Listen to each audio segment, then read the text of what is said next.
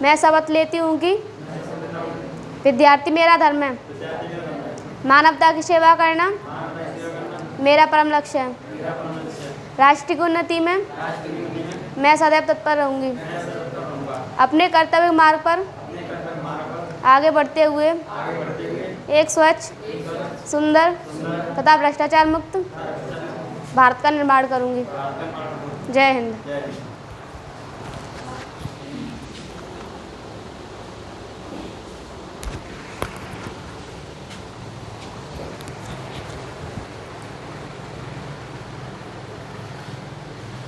तो हम लोग मुग़ल वंश पढ़ रहे थे। मुग़ल वंश में हम लोगों ने बाबर को भारत में प्रवेश करा दिया था। आज हम लोग पढ़ेंगे हुमायूं के बारे में। किसके बारे में?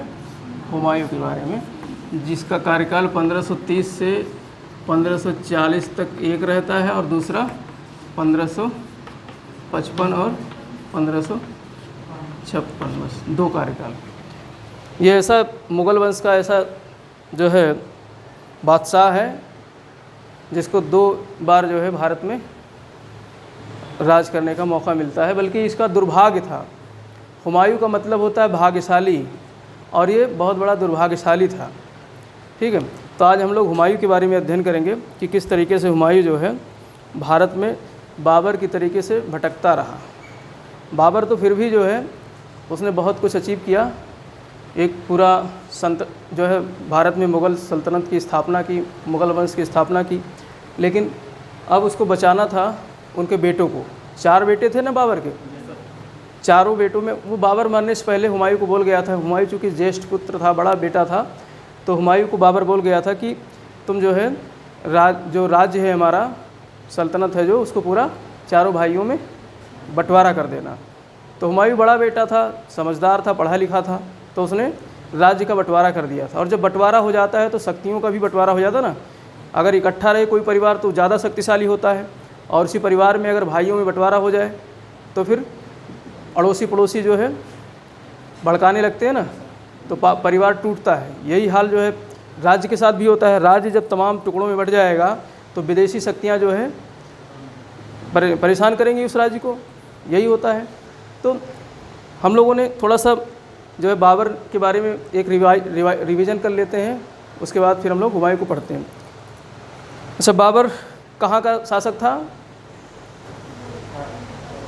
जन्म कहाँ हुआ था वैसे बाबर का? पहले जन्म काबुल में हुआ था, फरगना में हुआ था। कहाँ हुआ था? फरगना में हुआ था। नक्शे से समझो आप, जो है ये जो है भारत का मैप है। आज जो वर्तमान भारत है वो ये है, लेकिन पहले भारत जो है इस तरीके से पूरा था। तो फरगना मध्य एशिया में उज़्बेकिस्तान वाले क्षेत्र में फरगना है। कहाँ पर है? उज़्बेकिस्तान में फरगना में जन्म होता है। और इसके बाद में जब भारत में प्रवेश करता है तो कहाँ का शासक था वो? काबुल का। कहाँ का शासक था? काबुल का। काबुल जो कहाँ पर है आज, जो है अफ़गानिस्तान में। और काबुल उस समय भारत का ही हिस्सा था। काबुल उस समय भारत का ही हिस्सा था। तो काबुल से वो भारत में प्रवेश करता है और दिल्ली में पानीपत की प्रथम लड़ाई जो हरियाणा में होती है, हरियाणा के पानीपत में होती है, और उस लड़ाई में किसको हराता है? इब्राहिम लोदी को, लोदी वंश का आखिरी शासक, उसे हरा करके और भारत में मुग़ल सल्तनत की स्थापना करता है। तो इस तरीके से बाबर ने मुग़ल सल्तनत या मुग़ल वंश की नींव डाल दी भारत में आकर के। अब इसके 4 बेटे थे। पहला तो सबसे ज्येष्ठ पुत्र था हुमायूं, और दूसरा बेटा था कामरान। दूसरा बेटा कौन था? कामरान। तीसरा बेटा था अस्करी। तीसरा बेटा कौन था? अस्करी। तस्करी करता था ससुरा, अस्करी। तस्करी नहीं करता रहा हुआ, 1 2 3 4, और चौथा था हिंडाल। चौथा कौन था?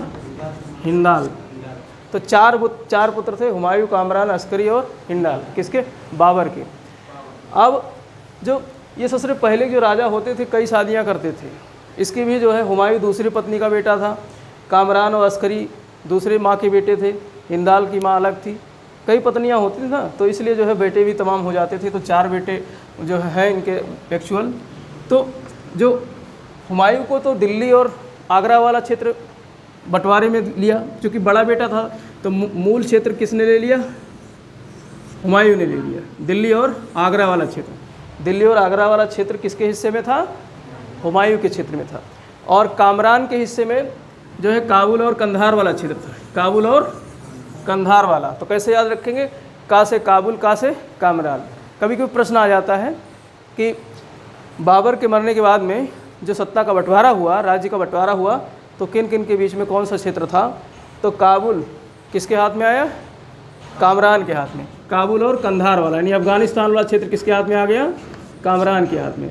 तो काबुल और कंधार जो है किसके हाथ में? कामरान के हाथ में। और अस्करी को जो है मिला आपका जो है पूर्वी इधर पश्चिमी, इसके दिल्ली के पूर्व साइड में, इधर साइड में जो है अभी एक ज़िला है पश्चिमी उत्तर प्रदेश का, देखो इसका नाम ध्यान नहीं आ रहा है। तो ये मतलब पश्चिमी उत्तर प्रदेश वाला हिस्सा जो दिल्ली से सटा हुआ था, संभल, हाँ संभल, संभल मिला इसको। क्या मिला? संभल। तो अस्करी को क्या मिल गया? संभल वाला क्षेत्र, संभल वाला क्षेत्र मिला। और जो हिंडाल था उसको राजस्थान वाला क्षेत्र मिला, राजस्थान और अलवर वाला क्षेत्र और मिल गया इसको, अलवर और मेवाड़ वाला क्षेत्र, ये किसको मिल गया? हिंडाल को। तो इस तरीके से ये साम्राज्य 4 भागों में बट गया था। इसको याद रखना है क्योंकि ये कभी कभी प्रश्न में आ जाता है। अस्करी को मिला संभल, संभल किसको मिला? अस्करी को, जो वर्तमान उत्तर प्रदेश में एक ज़िला है संभल। ठीक है, आपका बागपत, संभल, ये सब एक साथ में ज़िला है जो दिल्ली के आसपास जो है सीमा लगती है इसकी। तो इस तरीके से ये सत्ता बट गया। अब ये चूँकि ये सारे, ये तो समझदार था, लेकिन कामरान, अस्करी, हिंडाल ये सब जो है हमेशा विरोध उत्पन्न करते थे। काबुल और कंधार से कामरान चाहता था कि दिल्ली पर हम कब्जा कर लें, तो इन्होंने रोड़ा उत्पन्न किया, हुमायूं के सत्ता में रोड़ा उत्पन्न करने की कोशिश की। लेकिन ये चाहता था कि पिताजी जो साम्राज्य बना कर गए हैं उसको हम जो है और बढ़ाएं और इसके अलावा उसे स्थायित्व प्रदान करें। हुमायूं की ये सोच थी। लेकिन ये लोग, तो इसके पहले दुश्मन कौन हुए? इसके भाई स्वयं हुए, इसके भाई स्वयं इसके पहले दुश्मन हुए। एक इसकी बहन थी, बाबर की एक पुत्री भी थी, गुलबदन बेगम। बाबर की एक पुत्री थी जिसका नाम था गुलबदन बेगम,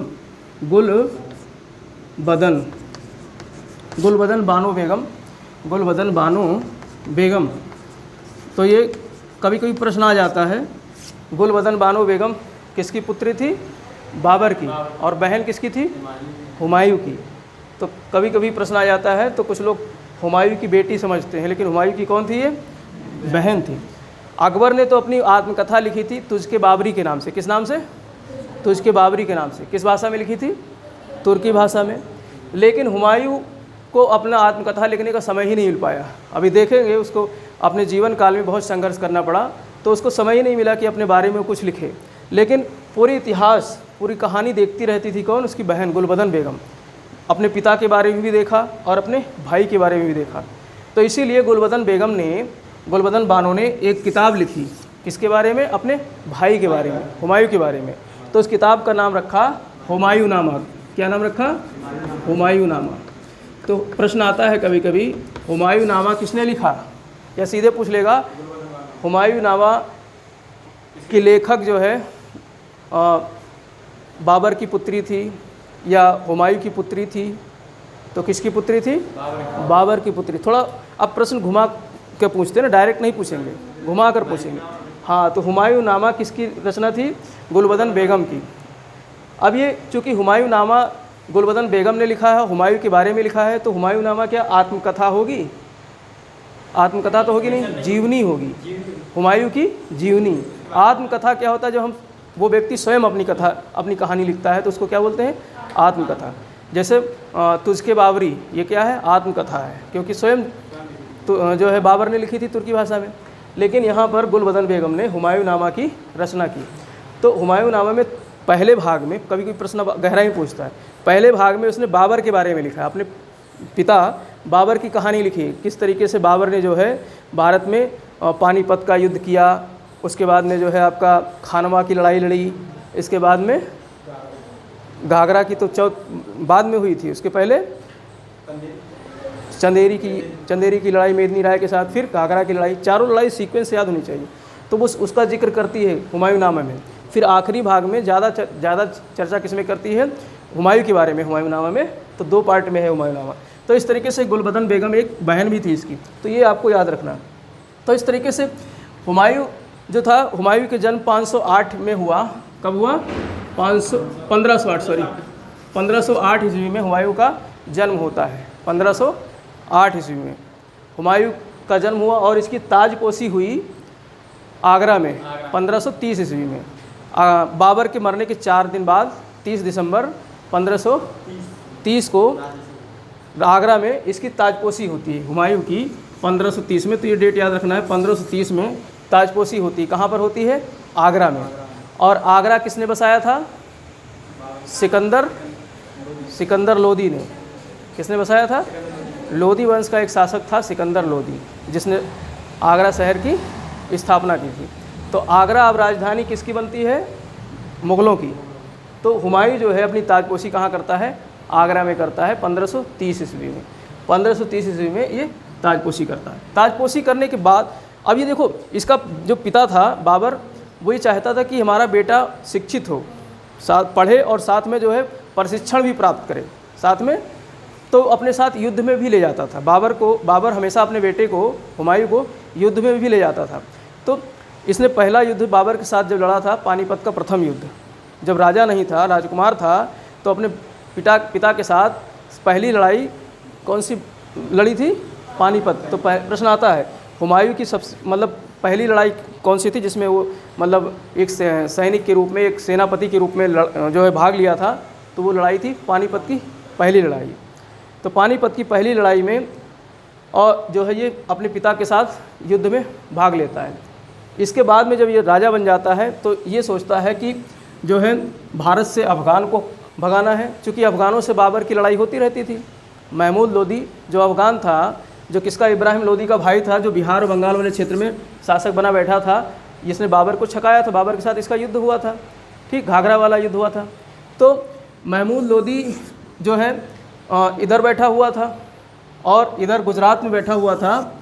गुजरात में अहमद शाह जो है अफ़गान था, गुजरात वाले क्षेत्र में अहमद शाह ये भी जो है एक अफ़गान था। और इधर जो है उसका नाम था शेर शाह। हालांकि शेर शाह बाद में नाम पड़ा है, शेर खां नाम था इसका। क्या नाम था? शेर खां नामक। अब इसकी कहानी अलग से हम पढ़ेंगे। तो शेर खां एक अफ़गान था जो परेशान कर रहा था किसको? हुमायूं को। और इधर से अहमद शाह परेशान कर रहा था गुजरात क्षेत्र से। अफ़गान वाले जो बहादुर शाह, हाँ, अहमद शाह नहीं, बहादुर शाह, हाँ ठीक, बहादुर शाह कहाँ था? गुजरात वाले क्षेत्र में। बहादुर शाह गुजरात वाले क्षेत्र में था। और यहाँ से शेर खां, बिहार वाले क्षेत्र से शेर खां परेशान कर रहा था। तो ये दिल्ली से बैठा हुआ हुमायूं ताजपोशी के बाद ये चाहता था कि गुजरात को अपने कब्जे में कर लें और बिहार और बंगाल को भी अपने कब्जे में कर लें। तो इसके जो 2-3 कुछ दुश्मन उत्पन्न हुए। पहला तो इसके भाई ही थे। पहला हुमायूं के पहले दुश्मन के रूप में कौन हुए? भाई हुए। और दूसरे अफ़गान हुए। दूसरे कौन हुए? अफ़गान हुए। और इसके अलावा तीसरी जो सबसे बड़ी समस्या थी, देश में आर्थिक रूप से उस समय दिल्ली जो है कमज़ोर था। क्यों? क्योंकि काफ़ी जो है अभी सल्तनत जो है काफ़ी जो है उसमें चली गई थी, लोदी वंश ने, और इसके पहले जो है आपका सैयद वंश ने बहुत कमज़ोर स्थिति में थे।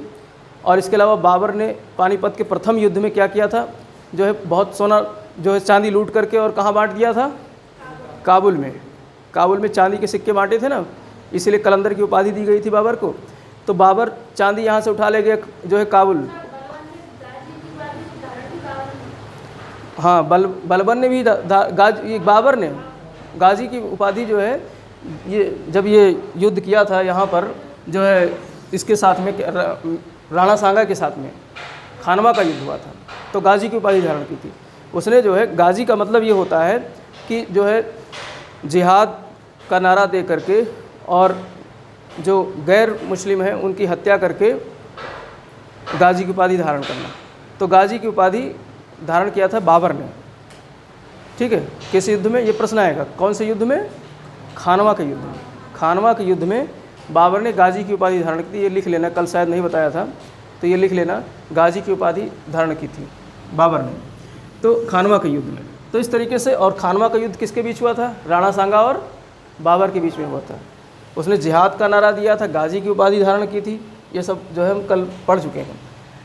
तो इस तरीके से जो है यहाँ पर बहादुर शाह जो गुजरात वाले क्षेत्र से परेशान कर रहा है, और शेर खां जो है बिहार वाले क्षेत्र से परेशान कर रहा है। तो ये क्या करता है, राजा बनने के बाद में 1531 ईस्वी में एक अभियान करता है, कालिंजर का अभियान। यहीं पर जो है महोबा वाले जो महोबा वाला क्षेत्र है, यहाँ पर एक किला था कालिंजर, यहाँ पर एक किला था कालिंजर। यहाँ का शासक, किले का जो सरगना था, किले का जो मुखिया था, प्रताप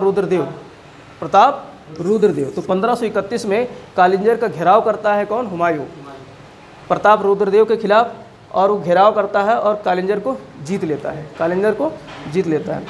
अब इसके बाद में जो है और कई जो है घेराव करता है, कई और हमले करता है। इसी दौरान जो है ये गोरखपुर की तरफ चलता है। गोरखपुर की तरफ देवरा एक स्थान है, कौन सा स्थान है? देवरा। तो देवरा में भी जो है युद्ध होता है, किसके साथ में? महमूद लोदी के साथ में, जो अफ़गान था। महमूद लोदी कौन था? अफ़गान था। तो देवरा का युद्ध हुआ किसके साथ में? महमूद लोदी के साथ में। तो ये भी याद रखना, सीरियल से ऐसा प्रश्न आ जाता है। कालिंजर के बाद क्या हुआ?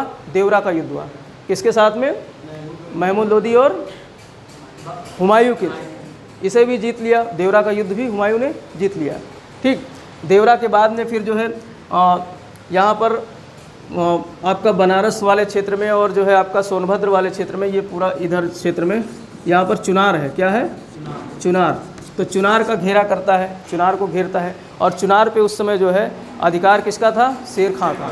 चुनार पर अधिकार किसका था? शेर खां का। तो चुनार की घेराबंदी करके शेर खां जो है, शेर खां से संधि करके वहाँ से धन प्राप्त करता है हुमायूं। उसको जीतता नहीं है, चुनार को अगर चाहता तो वो जीत लेता हुमायूं, क्योंकि शक्तिशाली था उस समय। लेकिन उसने क्या किया, वहाँ से धन प्राप्त करके और चुनार को उसी को दे दिया, शेर खां को ही। ठीक, तो ये गलती की उसने, इतिहास में एक बहुत बड़ी गलती की। इसके बाद में वो आता है जो है गुजरात की तरफ। इसके बाद में 1535-36 में गुजरात अभियान करता है बहादुर शाह के खिलाफ। गुजरात अभियान करता है बहादुर शाह के खिलाफ। तो ये सीरियल से याद रखना, कालिंजर के बाद में देवरा के बाद में चुनार के बाद में गुजरात अभियान। अब गुजरात अभियान किया तो यहाँ पर जो है बहादुर शाह को धकिया दिया। बहादुर शाह द्वीप चला गया, दमन द्वीप चला गया। दमन द्वीप में उससे पुर्तगाली थे। कौन थे? पुर्तगाली। भारत में पुर्तगाली आ चुके थे। कब आए थे? 1498 ईस्वी में। भारत में पुर्तगाली कब आए थे? 1498 ईस्वी में भारत में पुर्तगालियों का प्रवेश हो चुका था। तो पुर्तगाली इस क्षेत्र में थे, ठीक है। तो पुर्तगालियों की शरण में चला जाता है, और वहाँ पर ऐसा कहा जाता है, ऐसी कहानी बनती है कि जहाज़ में, पानी के जहाज़ में नीनो डी कुन्हा, एक जो उसका पुर्तगालियों का गवर्नर था, उसके साथ जहाज़ में झड़प हो जाती है। और झड़प होती है तो जहाज़ में ही जो है, पानी के जहाज़ में ही वो नीचे गिर जाता है नदी में, और गिर करके उसकी मृत्यु हो जाती है। तो इस तरीके से गुजरात जो है विजित कर ले जाता है कौन? हुमायूं। तो अफ़गान अब यहाँ से विजित करके वापस चला जाता है, लेकिन फिर यहाँ पर जो है विद्रोह होता है, और पुनः जो है गुजरात इसके हाथ से निकल जाता है, अफ़गानों के हाथ में फिर आ जाता है। ये यहाँ जीत करके किसी को बैठा के नहीं जाता है। पहले कुछ राजा क्या करते थे, समझदारी करते थे। जैसे अलाउद्दीन क्या करता था, अलाउद्दीन जीतने के बाद में वहाँ पर या तो अपना कोई सिपह सलार बैठा देता था, ठीक है, किसी सिपह सलार को अपने बैठा करके शासन करता था। अगर छोड़ दोगे ऐसे ही तो दोबारा फिर से स्वतंत्र हो जाएगा उस क्षेत्र। तो इसने ये गलती की, इसको छोड़ दिया। किसको? गुजरात को जीत करके छोड़ दिया, वापस चला गया। अब इसको वापस चला गया, फिर दोबारा यहाँ पे चुनार पर आकर के फिर से आक्रमण किया। चुनार पे आकर के फिर से, अब जो है शेर खां जो था वो धीरे धीरे ताकतवर हो रहा था। शेर खां धीरे धीरे ताकतवर हो रहा था। तो चुनार, इसने एक चाल खेली। किसने? शेर खां ने जो है चुनार को जीतने दिया। किसको? हुमायूं को शेर खां ने जीतने दिया। अब ये जब चुनार को जीत लिया तो फिर ये बहुत ज़्यादा मतलब खुशी मनाने लगा कि जो हम तो भारत में जीतते जा रहे हैं। अब ये जीत करके फिर चला गया बंगाल। कहा अब बंगाल को जीतेंगे, तो बंगाल भी जीत लिया। अब बंगाल में जीत करके यहाँ पर जो अफ़गान शासक था उसको मार भगाया, ठीक है। अब यहाँ पर ये अपना जो है अपने उसमें मगन हो गया, रासलीला में, और अपने जो है इस तरीके से मदिरा में बहुत ये जो है अफ़ीम बहुत खाता था। अगर इतिहास में पूछा जाए अफ़ीमची कौन था तो कौन था? हुमायूं। अफ़ीम बहुत खाता था। हुमायूं अफ़ीम का बहुत बड़ा शौकीन था। अफ़ीम क्या है? एक तरीके से नशा है, हाँ, और ये जहरीला नशा होता है। धीरे धीरे अफ़ीम खाओगे तो धीरे धीरे शरीर गलता जाएगा। तो ये अफ़ीम वगैरह मदिरा वगैरह सब मदिरा मांस अफ़ीम बहुत खाता था ये। तो इस तरीके से यहाँ जा कर के अपने जो है मौज मस्ती में वो हो गया। फिर उसके बाद में पता चलता है कि यहाँ हिंडाल इसका भाई जो था विद्रोह कर दिया है दिल्ली में, ठीक है। तो उस विद्रोह को दबाने के लिए वहाँ से चलता है और बीच में उस समय इंतज़ार कर रहा होता है यहाँ पर शेर खां जून के महीने का, कि जून का महीना आए, क्योंकि शेर खां जानता था अब ये बंगाल गया है लौटेगा, और लौटेगा तो बरसात शुरू हो जाएगी और यहाँ बाढ़ आती है। यहाँ पे एक कर्मनासा नदी है बिहार में और यहाँ पे गंगा नदी है। तो जैसे ही इसकी सेना लौटी कर्मनासा और गंगा नदी के बीच में पहुँची, वैसे ही इसने घेर लिया। किसने? शेर खां ने। बिहार से जा कर के, हाँ, बिहार से जा कर के गंगा के इस पार, गंगा इधर इसकी सेना खड़ी हो गई और इधर आकर के जो है कर्मनासा नदी और गंगा के बीच में आकर के हुमायूं की सेना खड़ी हो गई। और अब आगे जाने नहीं दे रहा था शेर खां। इंतज़ार 2-3 महीने घेरा डाल के रखा कि जैसे बरसात शुरू होगी फिर हम इस पर आक्रमण करेंगे। और ये हुमायूं जानता नहीं था, क्योंकि हुमायूं तो यहाँ का था ही नहीं, हुमायूं तो बाहर का था। और इसके अलावा जो है ज़्यादातर दिल्ली में रहा है, पूरब के बारे में नहीं जानता था कि पूरब में बाढ़ भी आती है बरसात के समय और जून में बरसात शुरू हो जाती है। तो अब बारिश शुरू हो गई, तो ये जब इधर चला चुनार की तरफ बढ़ा तो इसने शेर खां ने तुरंत आक्रमण कर दिया बरसात के समय। अब बरसात आई तो कर्मनासा नदी और गंगा नदी के पानी बढ़ गया। अब जब पानी बढ़ गया तो ये घिर गया चारों तरफ से पानी से, और इससे जो है इसकी सेना से घिर गया। अब ये घिर गया, उसी दौरान रात में आक्रमण कर दिया शेर खां ने इसके शिविर पे आक्रमण कर दिया। तो जितने सैनिक थे वो सब जो है इधर उधर भागने लगे। अब भागने लगे तो कोई कर्मनासा में डूब गया, कोई गंगा में डूब गया। तो हज़ारों की संख्या में सैनिक सब डूब करके मर गए। और ये हुमायूं जो बचा था, ये हुमायूं ये जो है गंगा में ये भी कूद गया, गंगा में ये भी कूद गया। और गंगा में जब कूद गया तो एक जो है भिश्ती था, भिश्ती मतलब नाव खेने वाला, नाव चलाने वाला, जो मछली उछली जो है मारता रहता नाव में बैठ करके, जिसका नाम था निजाम। क्या नाम था? निजाम।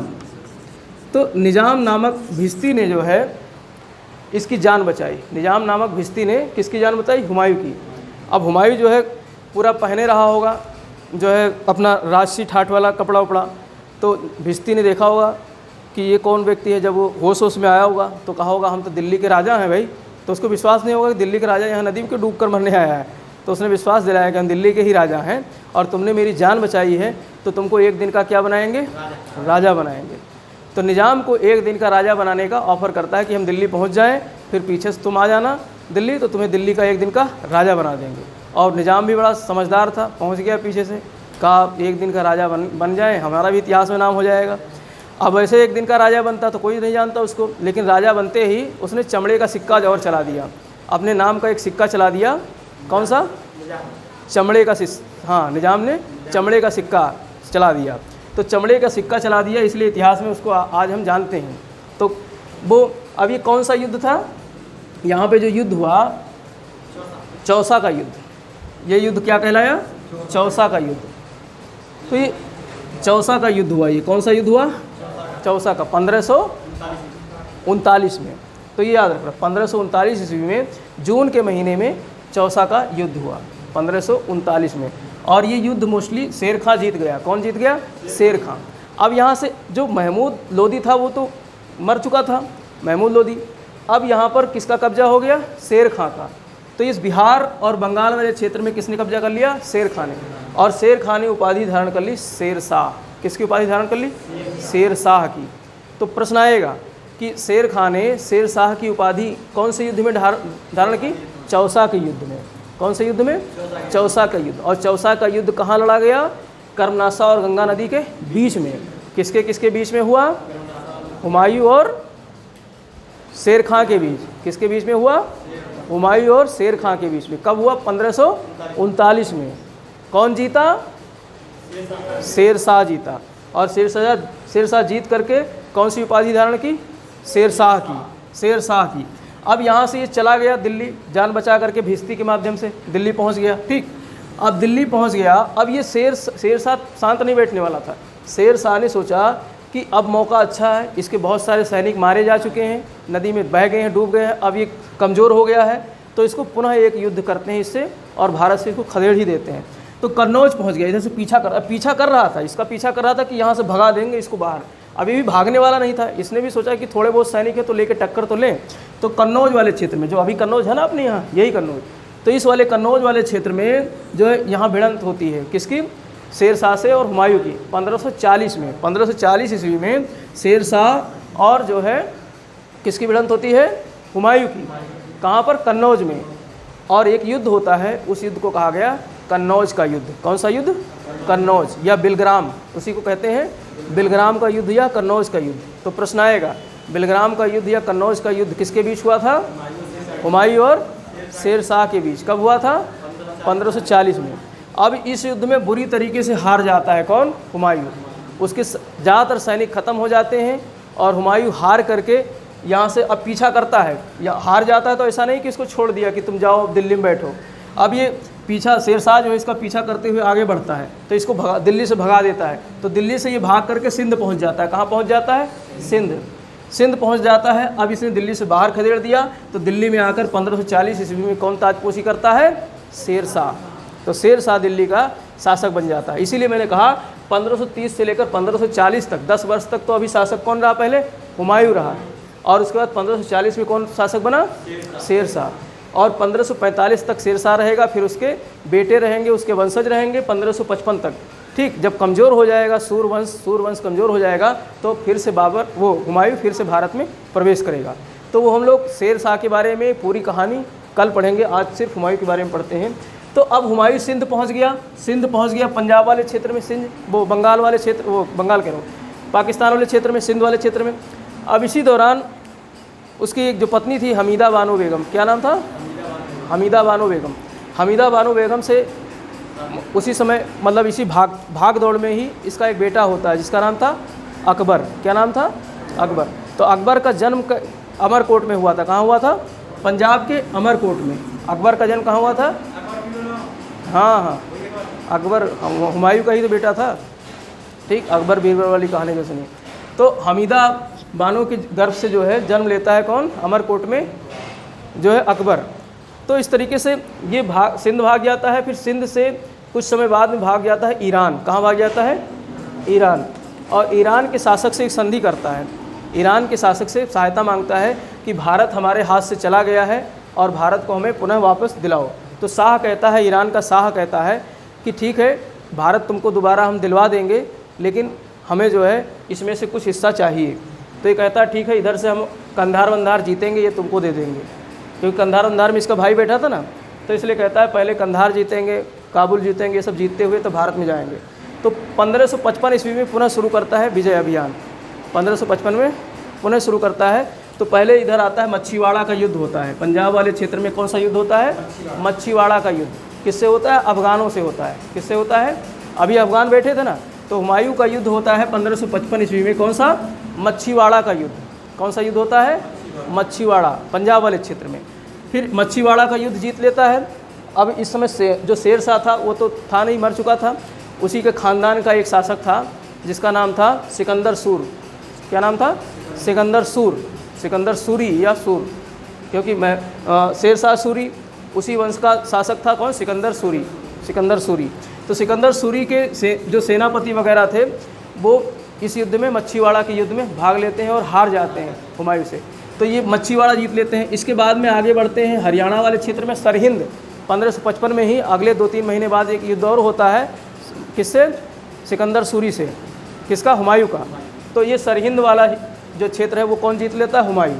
तो इस तरीके सरहिंद जीत करके और इस दिल्ली से जो है किसको हटा देता है, सूरवंश को, सिकंदर सूर को परास्त करके, और दिल्ली पर पुनः कब्जा कर लेता है। कब, 1555 में। कौन कर लेता है, हुमायूं। तो हुमायूं दिल्ली को अब देखो 1540 से लेकर 1555 तक 15 वर्षों तक हुमायूं भारत से कहाँ रहा, बाहर। तो प्रश्न आएगा कि हुमायूं भारत से निर्वासित कितने वर्ष तक रहा, 15 वर्ष तक। 1540 से लेकर 1555 तक कहाँ भागता रहा, सिंध और ईरान वाले क्षेत्र में भागता फिरता रहा इधर उधर, ठीक। तो अब दोबारा आ गया, लेकिन इसका भाग्य बड़ा ख़राब था। ये ज्योतिष में बहुत विश्वास करता था, भाग्य में बहुत विश्वास करता था, लेकिन भाग्य इसका उतना ही ज़्यादा ख़राब था। अब ये सत्ता प्राप्त कर लिया, सब कुछ था, मतलब जिंदा रहता तो भारत को पूरा जो है एक कर लेता, अच्छी तरीके से शासन करता। लेकिन इसने जो है उस समय एक जो है पुस्तकालय बनवाई थी, दीनपनाह नामक एक नया नगर बनवाया था, वहाँ पर एक पुस्तकालय थी दीनपनाह में। शेर मंडल जो जब शेर शाह 5 साल तक शासक था तो दिल्ली में उसने शेर मंडल नामक एक जो है कि अष्टभुजा इमारत बनवाई थी, शेर मंडल नामक। तो उसी शेर मंडल को इसने दीनपनाह में कन्वर्ट कर दिया था पुस्तकालय में, क्योंकि पढ़ाई लिखाई में विश्वास करता था, तो एक पुस्तकालय बनवाया था।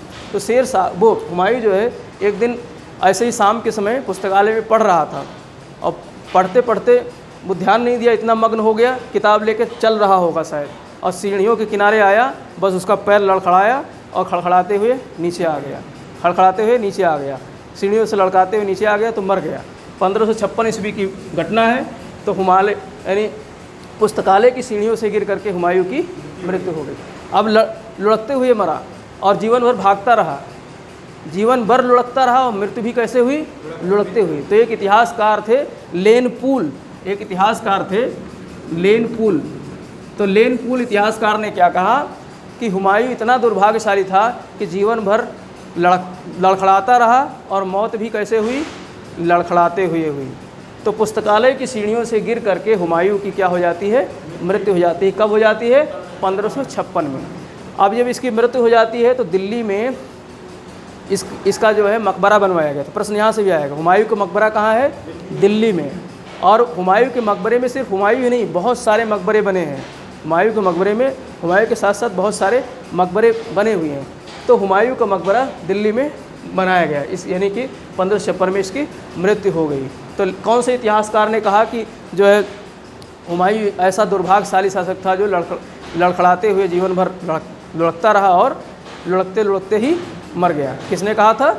लेन पूल ने। ये भी प्रश्न आता है, लेन पूल इतिहासकार ने इसके बारे में ऐसा कहा है। तो इस तरीके से इसकी मृत्यु हो जाती है। लेकिन एक रोचक बात यह है कि ये ज्योतिष में बहुत विश्वास करता था, ज्योतिष में बहुत विश्वास करता था। इसीलिए ये जो है हर दिन अपने दरबार में नए नए कलर के कपड़े पहन के जाता था। जैसे शनिवार है तो काला कपड़ा पहन के जाएगा, सोमवार है तो सफ़ेद कपड़ा पहन के जाएगा। ज्योतिष में बहुत विश्वास था। लेकिन हाँ, भाग्य का बड़ा ख़राब था, दुर्भाग्यशाली था, बहुत ज़्यादा दुर्भाग्यशाली था। जीवन भर लुढ़कता रहा और लुढ़कते लुढ़कते ही इसकी मौत हो गई। तो इस तरीके से ये पूरी कहानी जो है ख़त्म हो जाती है। यहाँ पर जो है जो प्रश्न आएगा, इसके जो है कुछ युद्ध हुए हैं उनका सीरियल लगाने के लिए आएगा, जो मेन युद्ध है। जैसे अगर बड़ा युद्ध की बात करें तो सबसे पहला कौन सा हुआ? गुजरात अभियान हुआ। बहादुर शाह के खिलाफ कौन सा अभियान हुआ? गुजरात पहला। और दूसरा फिर बाद में क्या हुआ? इधर गया, चौसा का युद्ध हुआ। चौसा का युद्ध किसके विरुद्ध हुआ? शेर शाह के विरुद्ध, चौसा का युद्ध। चौसे के बाद में फिर कौन सा हुआ? कन्नौज का युद्ध। कौन सा युद्ध हुआ? कन्नौज का युद्ध हुआ 1540 में।